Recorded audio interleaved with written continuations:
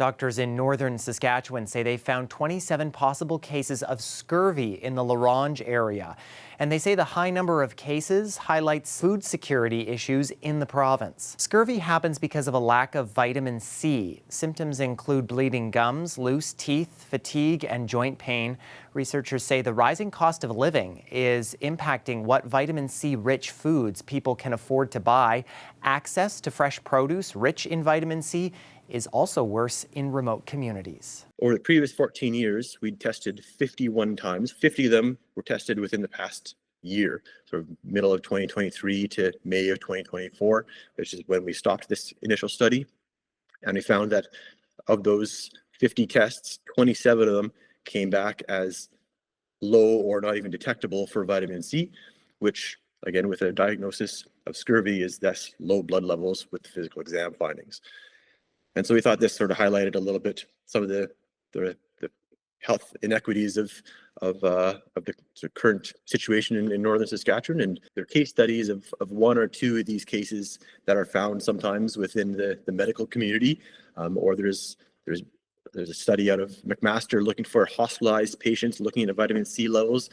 But in reality, there isn't really these large groups of populations that have been even tested, let alone diagnosed with scurvy like this in the past.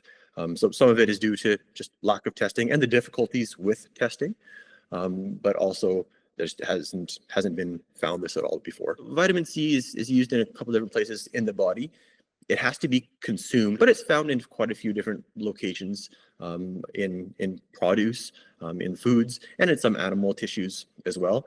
The body uses it as an antioxidant, so it helps to reduce sort of chronic disease, helps fight infection, and it's also used in connective tissue. And so when vitamin C is no longer there, yes, you don't have the antioxidants anymore, but also that connective tissue breaks down. And so you have poor wound healing, you have easy bruising, you have easy bleeding, oftentimes around the gums, around the teeth get loose and start falling out.